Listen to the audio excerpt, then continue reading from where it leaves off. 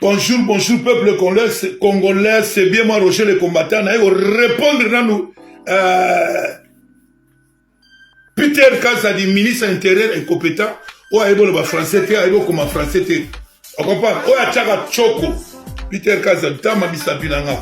Otindi, moi si na yo s'occupe, moi na yo s'occupe nani. Alobi kazo na moi na poto, a beta Roger le combattant. On se plaint moi trop, mais yebisa yé. Mouto ou a betaka, alobate. Quand tu dis que tu vas aller taper quelqu'un, tu ne peux pas parler, tu ne peux pas venir faire le dos, tu ne peux pas me prévenir. On ne prévient pas la personne qu'on vient attaquer, on ne prévient pas la personne qu'on vient frapper, mais on les surprend. Et moi j'attends avec plaisir. Peter Kazadi, je voulais savoir quel jour vous allez prendre votre vol, toi et lui, pour venir. On va se croiser. Je voulais bien savoir, donnez-moi l'heure exacte. On viendra vous chercher à l'aéroport de Charles de Gaulle. Si pour quitter une vingtaine, oui, que ça biso. Nagoya, pena na okuta na yo siko yo oko sepela. Moi j'ai passé presque ma jeunesse ici. Peter Kazadi, premièrement, un chocovar, au chaka choco, au tela. Deuxièmement, yo au triché, na député national, au Ziba Badin, au Longoli, Chekobea, au Longoli, député à MLC, au Tindi Petit na yo, au Tindaki, Charlène Kassongo, à Salara, ministre intérieur, pour affinir Jean-Pierre Bemba, affinir Jean-Pierre Bemba, sans qu'il a filmé Longi, mais avec Fouanae.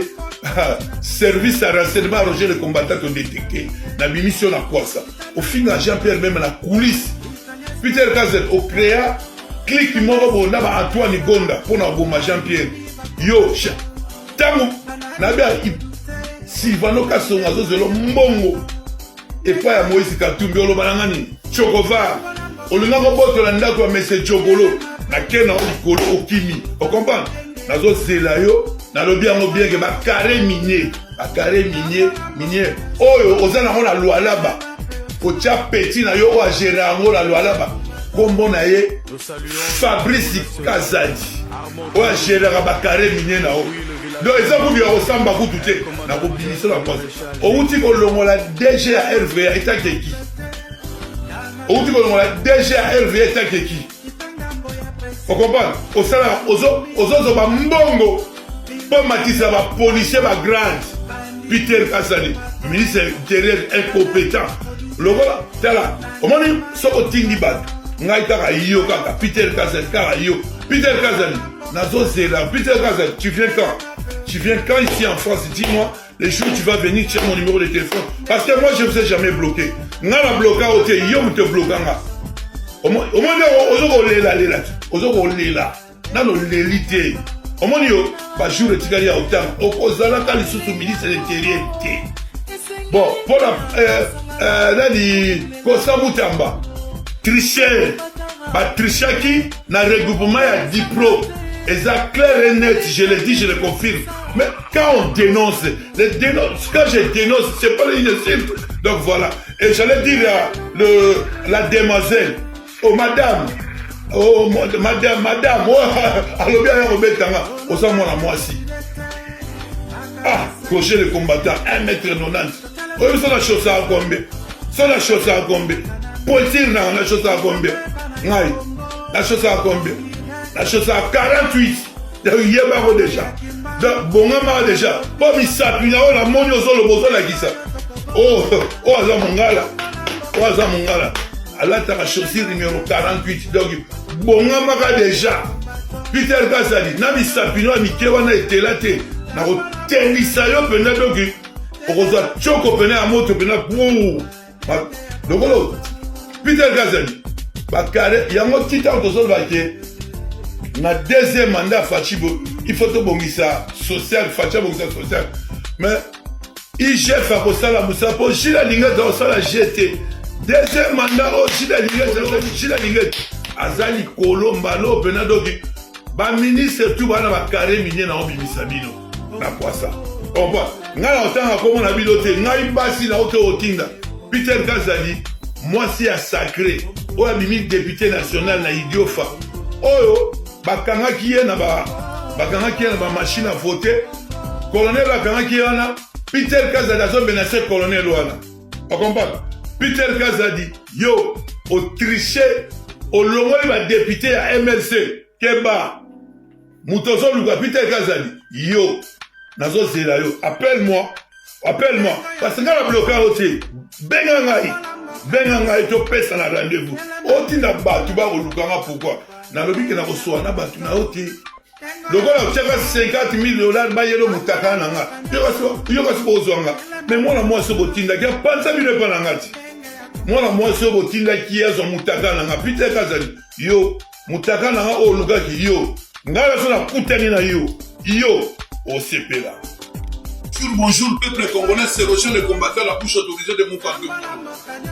Lelo na ye kono bela général patience oyo la police oyo munene oyo mwasi na ye apesi candidature d'élection ya députation abimi député mais asali propagande ezate mama ya exaucé Michi mwana général patience alakisi ye ki musala ya police na kati ya ndako balati si grade ya lieutenant na kati ya ndako mwana wana akumbaka bajip ya bapolisier mwana wana azosala bagaille na kati ya Kinshasa Michi exaucé mwana wana aza koviole bana ya bato même na baquartier na barigini bali wana même moyen bato baloba eza te parce que papa na bango aza général mwana wana autaki koboma mwana moko atuti mwana mutuka akufi ntango bato baye bobu abimisi munduki abetisa likolo papa bato bakimi mwana wana kimi akei epa na bango papa nazoprotege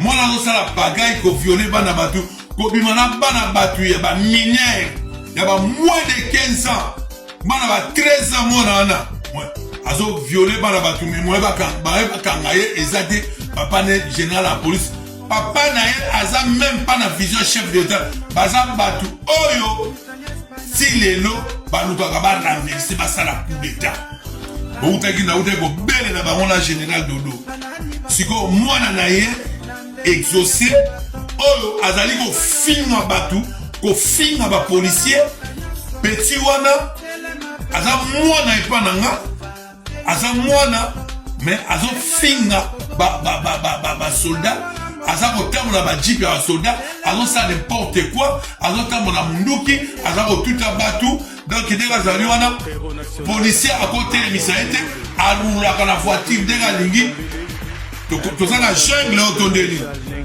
exaucé nakebisi yo exaucé nayebi ke yebake sikoyo babanda kokanga wa bafoto chaque fois exaucé mwana général oyo akomi kuluna plus que kuluna et puis exaucé aza na groupe na ye ya bakuluna ça veut dire que soki akobimaka mwasi moko ayoki ke butu moko ou bien copain ya fi moko bo isomoko pakala atindi bakuluna na ye bake komenase bango mais mwana officier supérieur ou voir la République démocratique du Congo. Je suis désolé de voir bana ya ba éducation ya bongo yo tata na ye général patience mwana na yo abomi mutu olie kutu oko lukata ba famille wana okunde bembe wana oluki bango te eloko mote mwana na azotam na liberté alors azobelela toujours mwana wana exaucé oyo naza mikolo nauta kopublie makambo na ye malo na kopublie lisusu aza na kati ya baréseaux sociaux azosala n'importe quoi donc voilà azomona ye azoviole bana bato ya mike ya ba 10 ans mais bamoye baparent na bango baloba eza te abomi mutu bakosala eloko te parce que mwana général patience parce que papa na ye akunda baminduki kuna na njili brasserie na ferme na ye akunda baminduki donc mwana na ye donc atambolaka na bajipe ya basoda un civil est-ce que ça normal c'est ça normal. Moi, non, ça la bagaille na Kinshasa. Donc, Batutu va yebi exaucer. Michit, moi, na général patience. Donc, intouchable. À l'équipe du ban est président de la République. Ban la président de la République, jamais tu vois moi la président de la République. Parce que là, on va pagaille. Oh, si un général, Mogo Boye, oh, général, Mogo Tina Koutouté. Donc, à ça, même pas formation militaire. Moi, on a traumatisé la population. C'est pas normal. Moi, la général patience. Général patience, semaine, oyo, nana binogaka. Ingeta.